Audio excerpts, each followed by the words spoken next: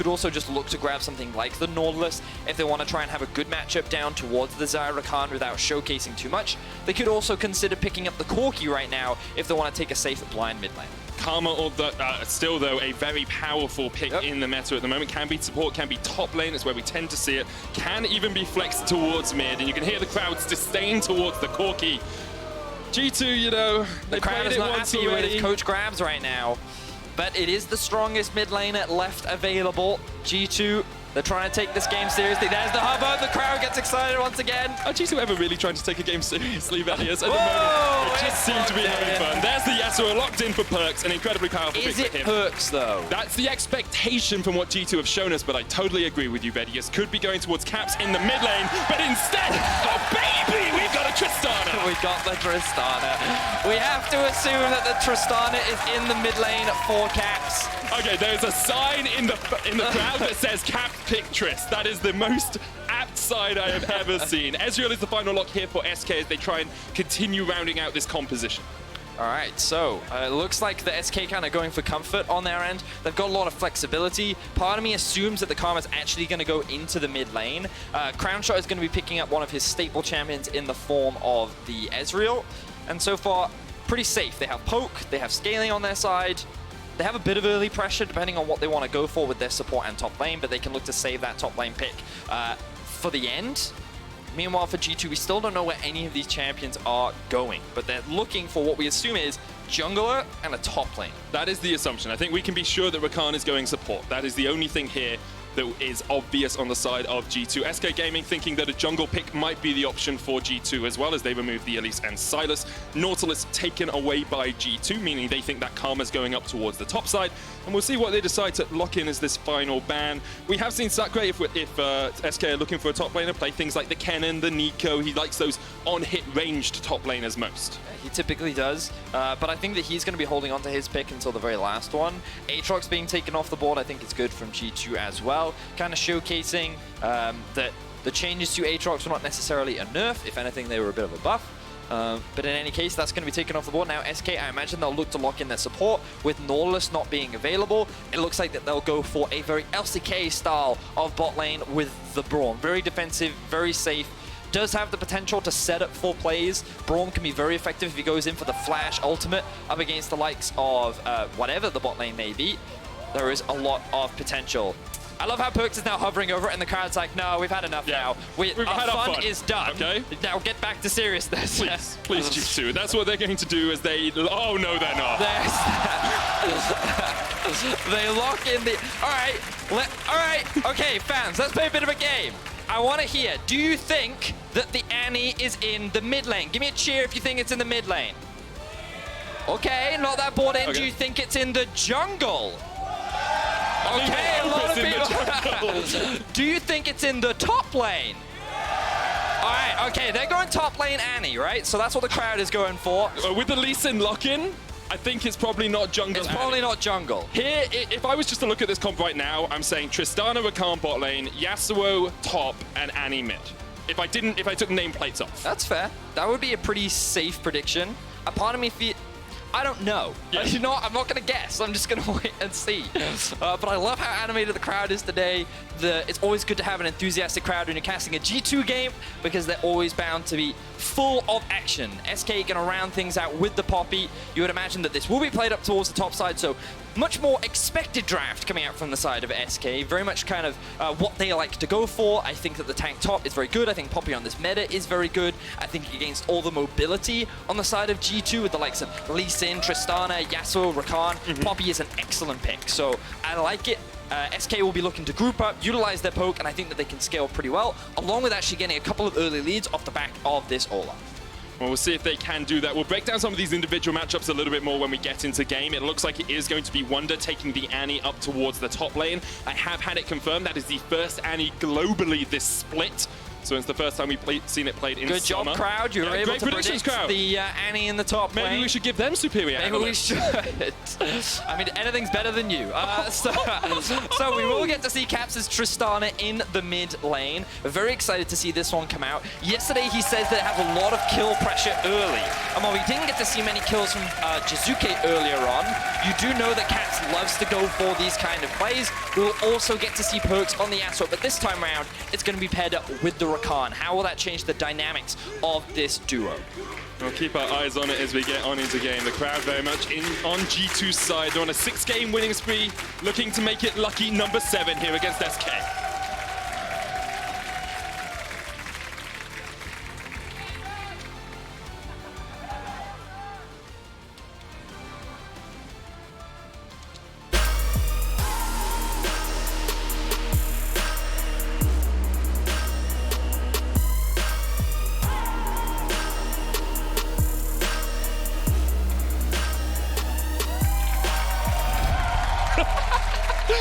So I want to give you guys a little bit of insight as we jump on into Summoner's Rift as the level 1 actually starts up. Jankos forced away here. We'll just use the ward jump to get away from the undertow. And I'll give you a little bit of insight onto the caster dynamics we have during that little screen where we don't have to talk.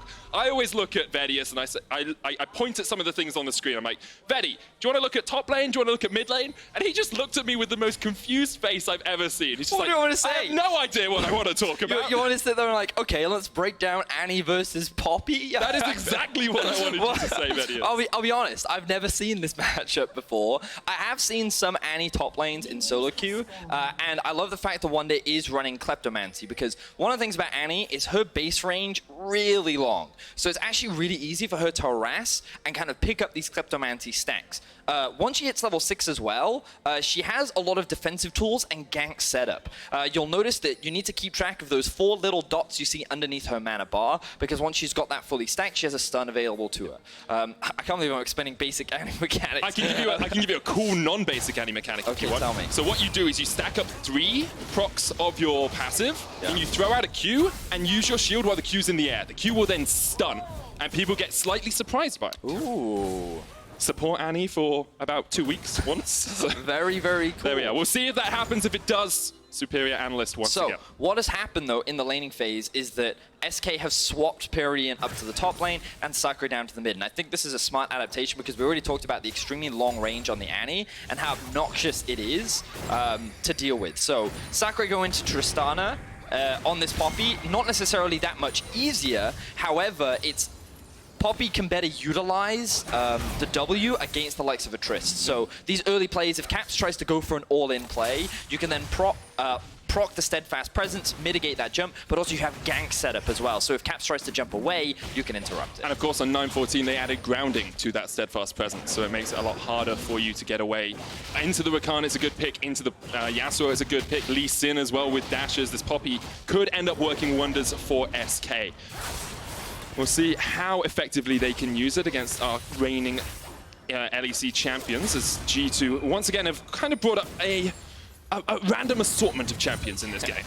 Yeah, they certainly have, and I feel like level 6 should really be the go button for G2 eSports with this comp. It does feel like it's a little bit all over the place. They do have the ability to split push, but I feel like that their team fighting is still very strong. Skirmishing is, I think, the best environment for them to be in, but I think that what's really important for this comp is that they look for early leads and they try and utilize the fact that they have a very strong early to mid game with the champions that they picked up for themselves.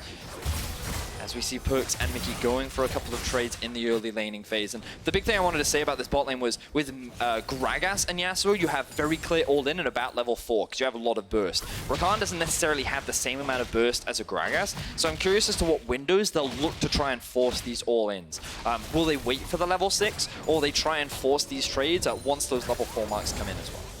I think the important thing is as well in that lane, sometimes you talk about going in for the all-in, sometimes you take trades just to force your opponent back, but the Ezreal has teleport, whereas PerkZ only has the exhaust, so getting him out of lane isn't as effective as if you were playing up against an AD carry who doesn't have that summoner spell. But early doors, both junglers were looking up towards the top lane. Selfmade went in looking for a counter gank against Jankos, who's just waiting in the bush. And it actually looks like Pirean is going to face check that. Jankos forces him away, and Pirean's able to survive to fight another day. Mickey caught out just a little bit by Selfmade, but the undertow will not connect, and now Crownshot's coming in from the side. Mickey should be able to dodge out of this one pretty easily. So, he did say that Selfmade may look for a couple of ganks bot in the draft, given that he wanted to, he could play around the Braum, flash QE, does have some pretty strong setup, but right now, notice how Jankos has been able to meander his way around the ward, stun comes through.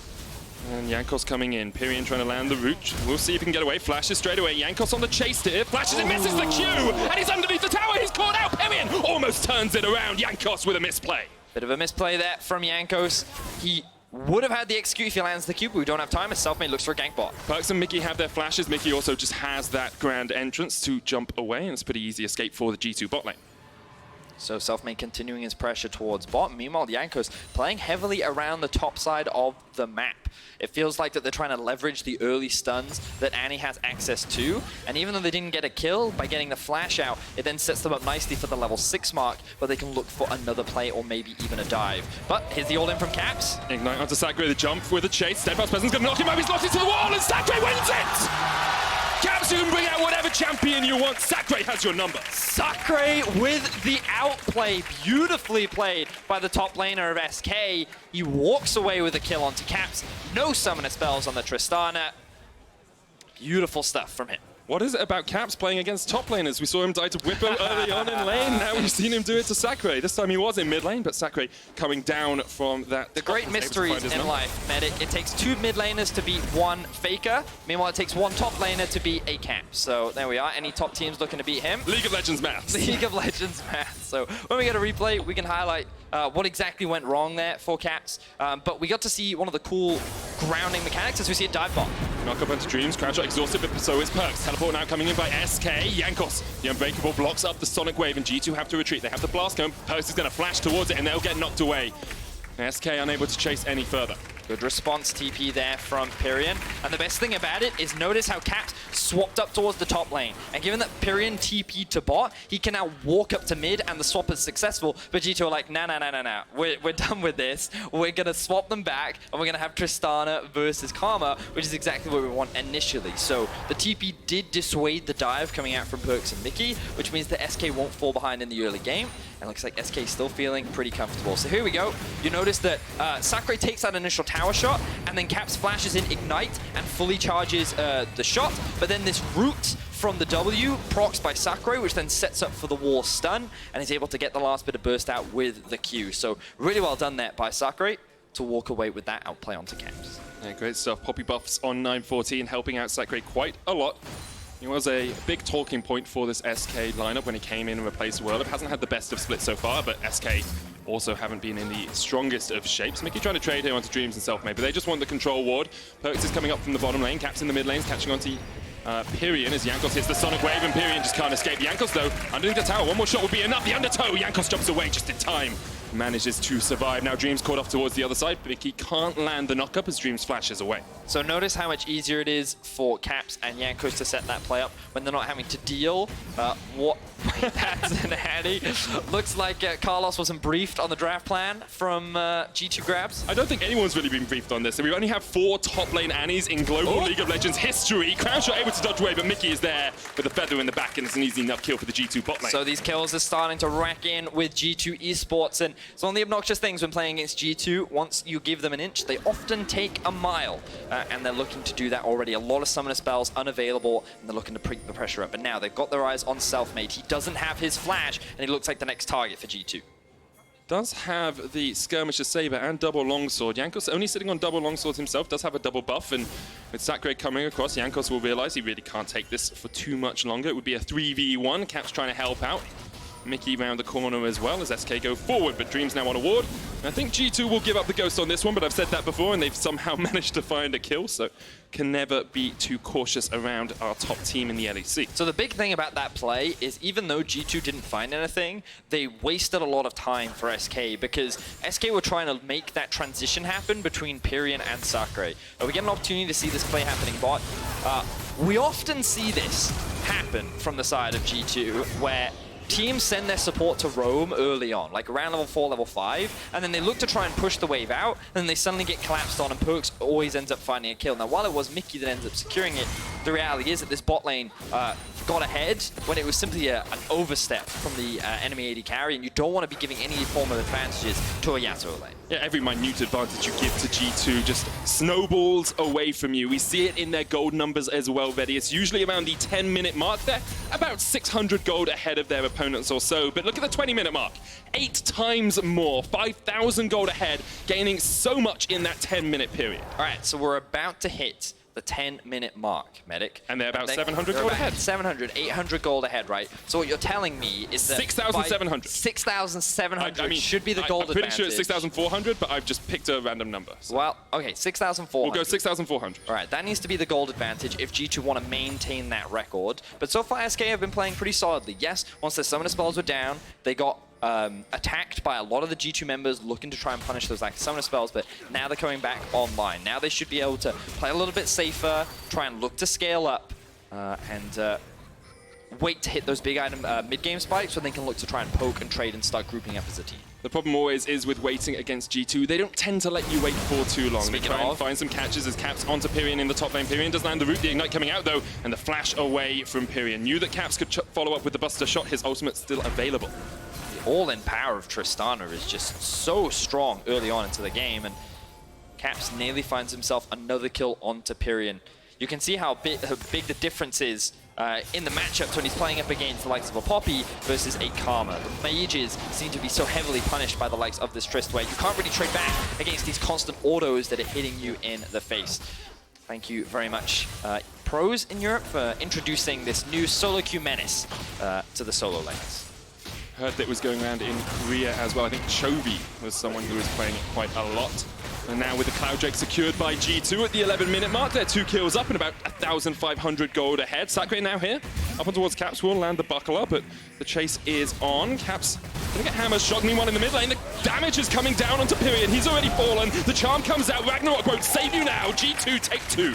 And all of a sudden, G2 find themselves 2 quick kills. The bot lane of G2 found themselves another roam, and it was all set up by Wunder with that big stun from the ultimate. Did burn his flash. Ooh, they might be looking for another play. Oh, the stun lock is just disgusting. Kicked back, Dreams goes golden, but Mickey's tanking the tower, and Jankos could just wait for him to come back. Might actually fall to this final tower. The shutdown goes over to the Braum. Not the target SK would have wanted, but they'll take anything they can get. 3D play there from Jankos. He should have just given the kill to the full health Wunder, who could have then just tanked the tower and walked away. So that's going to hurt his KDA just a bit. In the meantime, look, we can see PerkZ in the bot lane. PerkZ flashing forward, lands the knock-up, doesn't use the ult as he continues to chase Crownshot down here. Crownshot trying to get away, PerkZ will tank up a tower shot, and I want to see if PerkZ's ult was actually up. I think it was off cooldown during that time. I believe he used it during the mid lane play. Yes, he did, so it was on cooldown. Yeah, I'm pretty sure it was unavailable there. There, you can see it's on cooldown. So pretty hard commit there from PerkZ. I think he believed he had more damage than he actually did. He's only sitting on a Zeal. You're not really that strong as a Yasuo that early on into the game. So Crownshot was just able to get out of that one, wasn't forced to use any summoner spells. Caps with the all-in once again. Going in once again. There's just no escape from Caps. Pirean forced back, has the teleport if he wants to get back into the lane, but here comes the TP in by SK. Olaf coming down from the bottom side of this fight, and Caps might have to use his flash to get away. Pirean still on the chase, the two-shot barrage won't land. Undertow won't either, and Caps just like, okay, I'll put on my dancing shoes for a moment, I'll jump away. SK are burning that TP really for nothing. 5 members are sent up towards the top side. This will give time for PerkZ to face and push out the bot wave, but this indicates that SK are looking to secure a Herald, and this could be a big fight on its way. You can already notice the PerkZ making his way from base up towards mid. SK don't want to take the risk right now. It's just so dangerous to do anything like that against G2 when you have the threat of a Tibbers. Sacre's gonna go in on towards Jankos here as the Ragnarok comes out from Selfmade. They're looking for the engage as he flashes in. Jankos gonna have to flash away. The Undertow won't be enough, and now Caps can just turn around the damage. First onto Sacre, and then looking for Selfmade if he can get forward. Pirean and Dream's gonna join the fight, but SK still unable to find any purchase as G2 just keep repelling their advances.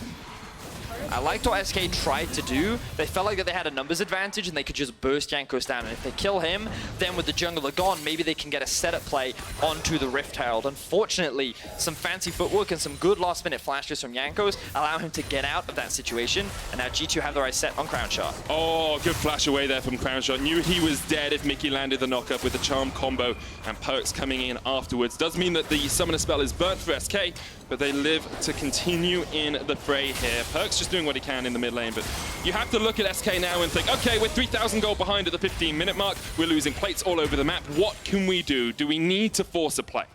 Well, I still think that they're looking to scale a little bit more. The problem is they haven't been able to take advantage of this Olaf pick in the early game whatsoever. G2 have been making a lot of swaps happen, and it feels like Jankos has found way more opportunities than Selfmade has. He's just kind of looked to make a lot of plays towards the bot side of the map. Nothing really paid off. Meanwhile, G2 were constantly getting summoner spells. They were trading kills, and even though Caps lost his life, the fact that Sacre was forced to burn his summoner spells as well gave G2 a lot of options to play around. So they've been attacking mid, they've been attacking top, and they even then turned that pressure into bot lane play. And it's one of those things where now they're looking for a play top. Steadfast Presence comes down, but Jankos just waits it out. Sacre's going to try and flash away. Jankos still on the chase, has the ult, will kick him back, lands the next Sonic Wave, and underneath the tower, Jankos will secure his prey. Mickey may be looking for something around this red buff, instead just backs away. Caps also finds a solo kill onto Pirean. He's been looking for that for this entire game, and he finally secures it along with another tower. G2 ballooning this gold lead. What do we say? It was a 700 gold lead at 10 minutes. We're now 15 minutes in, and it's already a 5,000 gold lead. It's absolutely disgusting. We'll see if they can get towards that 6.4 thousand mark that we predicted at the 20-minute mark. If they win the game before that, we'll just pretend we were right, Vedius. That's kind of how it works. Let's have another look at this bot lane play. So we can see here, Pirean. Selfmade is hanging around. He's looking to flank. He then, oh no. I mean, unfortunately for Pirean, he's like, well, my jungler's here. I should be fine. But then unfortunately for Selfmade, he could do nothing with his Hex Splash. So they end up not punishing him. Caps walks away with a kill. And we're just getting to see the all-in power of this Tristana. Beautiful step from Caps. But really, a lot of this early game has been off the back of Jankos. His roams around the map, a lot of the ganks that he's made happen have been extremely successful. He only had one greedy play underneath the tower where he wanted to try and get more kills. But aside from that, I feel like that he's been very influential in just looking for picks, playing around the right lanes, and the most important thing is I feel like we don't see enough players just gank a lane to force a summoner spell, because with the summoner spell gone, you can then make a repeat gank. And this is something that G2 just do a lot of. Yep. And Pirean now has his flash up, but I don't know if it's going to be enough against these three members of G2. No tower there to defend him and no life left. Easy enough pickings for G2. They're just catching SK out at every moment of this game. 8 kills to 2 up, 16 minutes in. And SK will have to settle with a Cloud Drake on the bottom side, but G2 are looking for a tier 2 in that top lane.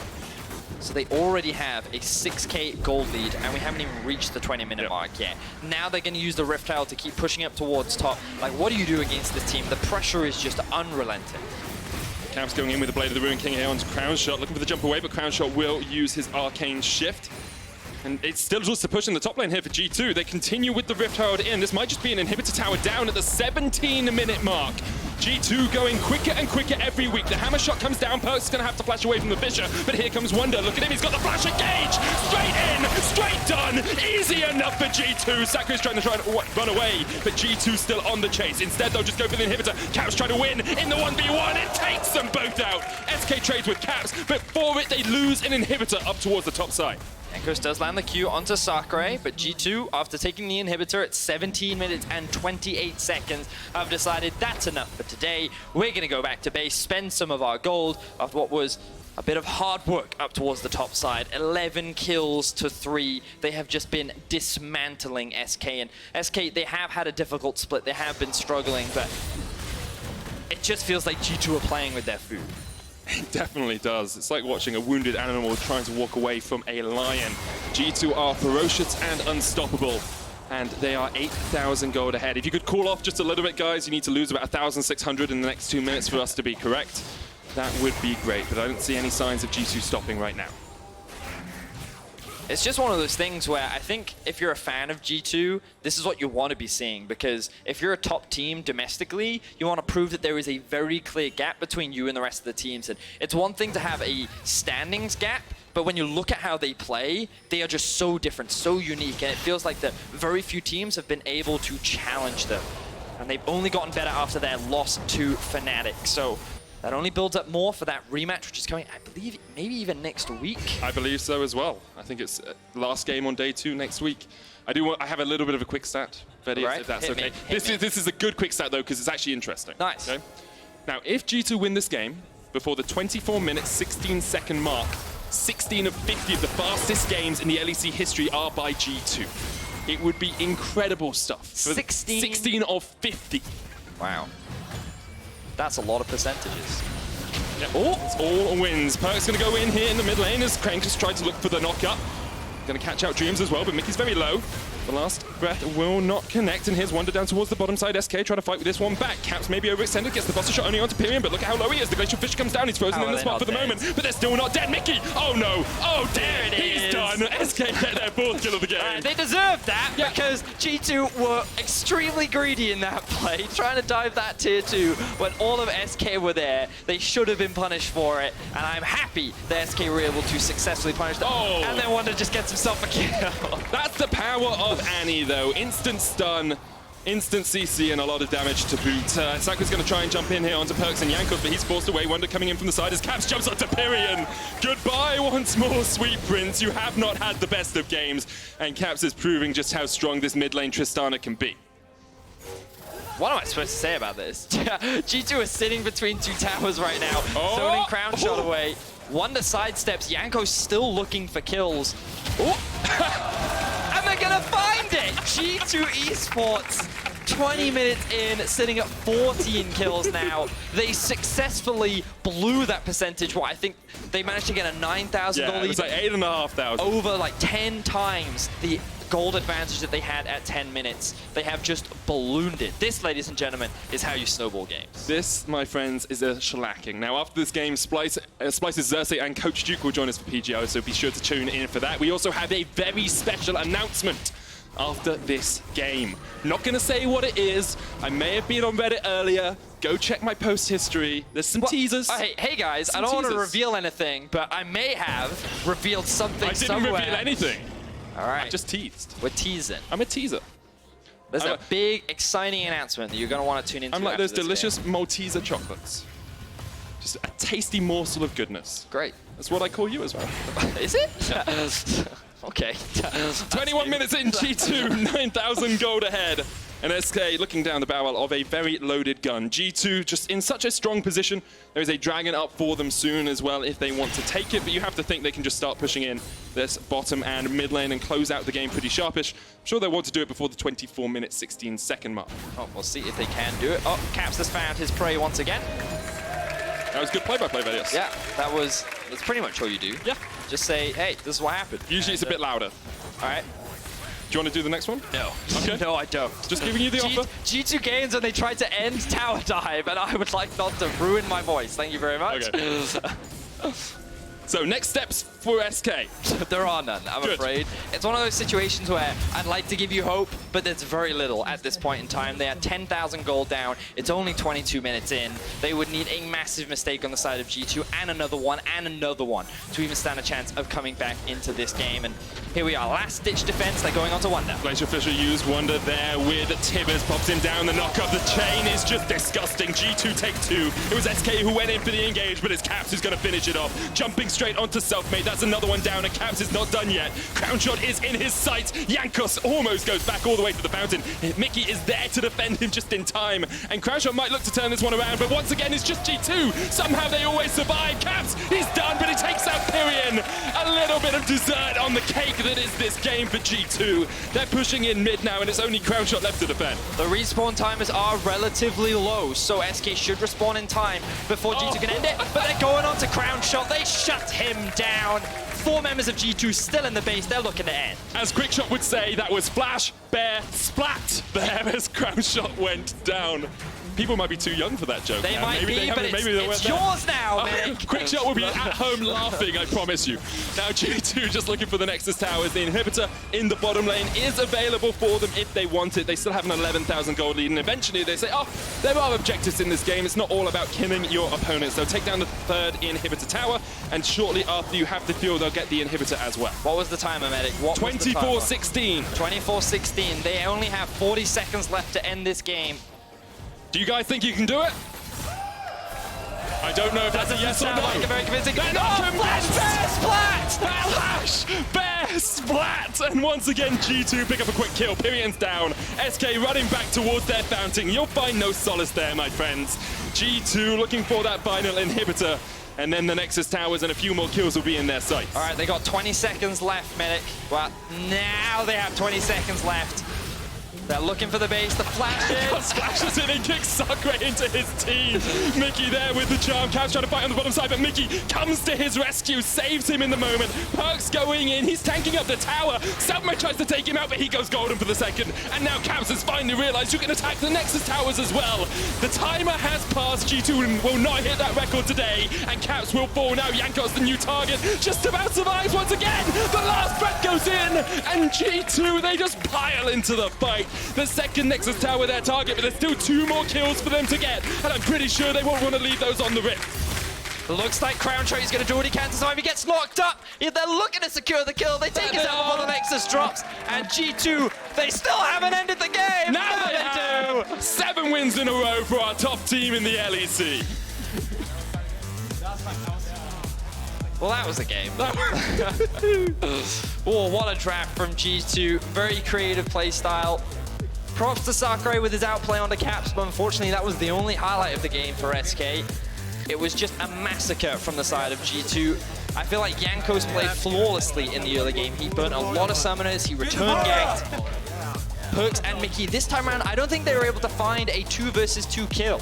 They did say on PGL that they were keeping score, and today I don't think they were able to do it, so perhaps their streak has finally been broken. That is a shame. That is a crying shame. It depends if they count Do they that. count PerkZ just getting the solo kill? Yeah, do they count that? That's the big question. Oh no, it was a 2v1 technically. Because it was PerkZ and Mickey killed Crownshot when he overextended. That's a good point. I don't think it should count, personally. Good thing you don't make the rules for this. Yes. I think they make their own rules at this point. Seems like it. But just goes to show that G2 still coming up with the creative drafts. People sitting there saying that scaling is the meta, it's the corky. G2 saying, nope, we're going to ban those, and we're going to keep playing the way that we love to play, which is fast pace, high aggression, high snowball League of Legends. Yep. And again, like, it's one of those things where the 0 to 10 minute mark is not where G2 has their strongest point. It's that 10 to 20 minute mark. We already talked about how they balloon their gold lead on average by 7 times. In this game, they ballooned it by like 11, 12. And it's just disgusting. It's so impressive what they do with such a small lead. G2 looking exceptionally strong. They end week 6 with another 2-0. Only a single loss so far this split. Just incredible performance by them all around. We're going to have another look at some of the highlights from Wunder's Pro View. It's the first professional win from an Annie top lane, so G2 have broken another record. Did, of course, play mid for a short portion of the match. Yeah. We get to see a compilation of the Flash Bear Splat, as you I'm so proud of that. It's really good, mate. Really good. You could like put it on a t-shirt, I think. And this was probably the most impressive one, I think, because it helped secure this top inhibitor. And it just felt like that SK didn't know how to respond. They never had an opportunity to scale up. They never had an opportunity to get the combo line. It was just fight after fight after fight that G2 were constantly coming out on top of. Exquisite stuff from them. The setup plays from Wunder, excellent stuff. Great game all around. Yeah, it really was. Of course, not for SK, who were on the losing side of this demolition, but they would have looked at this game and said, we don't expect to win it, right? They'll be looking to next week. It would have been a very big bonus too, but currently sitting at 3-9, they will have to find their way. Tied with XL. They're tied with XL, and they're on, you know, a 7-game losing streak now. They will want to find a little bit of that spark. I don't think we really saw it in this game, but maybe give them a week, they can come back and come back fighting, because it's a long road left for them to climb. Yes, but it just goes to show that the bottom of the standings right now heating up a lot. True. The teams like XL, I think, haven't played the likes of G2 yet, so they want to try and get those wins in as early as possible, but to expect to win against G2 is always going to be a challenge, always going to be an uphill battle. But I feel like we never really got to see anything from SK in this game, right? This is one of those games where you review it and you're like, what am I supposed to say? They're just better on the day, right? It's just a better team. If you guys want to vote for one of the players from the better team, it's Kia Player of the Game at lolesports on Twitter. Wunder, Jankos, and Caps are your options. Whew. Jankos was really good in the early game. Wunder played Annie and got the first ever professional top lane Annie win. Don't give it to Caps. Tristana, yeah, he kind of hard-inted at the start. He was very good later on. He died 4 times. I just want to. So G2 had 6 stats. 4 of them were from Caps. Don't give it to him. Apparently he had 4 solo skills as well. I don't care. Okay, cool. Well, you know, something we do care about is a very big announcement here in the LEC. We're going to be joined by a very special guest next week. Hello LEC fans, Papa Smithy here, walking off my last LCK cast of the week here at LOL Park. I've got something special to share with you because actually the next time I'm on a broadcast, I'll be jumping over to Berlin to cast the LEC in week number 7. Super hyped to finally deliver on something I talked about oh so many months ago. So I'm ready to get in there, mess up with some Medivedi, have some fun with Frostgurn, and just put on a great show. So super excited to be at LEC for week number 7 of the LEC. But here's the all-in from Caps. Ignite onto Sacre, the jump with a chase. Steadfast Presence going to knock him over. He's locked into the wall, and Sacre wins it! Gonna get hammer shot, meanwhile in the mid lane, the damage is coming down onto Pirean. He's already fallen. The charm comes out. Ragnarok won't save you now. G2 take 2. G2 is sitting between 2 towers right now. Zoning Crownshot away. Wunder sidesteps. Jankos still looking for kills. And they're gonna find it! Do you guys think you can do it? I don't know if that's a yes or no. Like a very convincing. Flash Bear Splat! Flash Bear Splat! They still haven't ended the game! Now they do! 7 wins in a row for our top team in the LEC.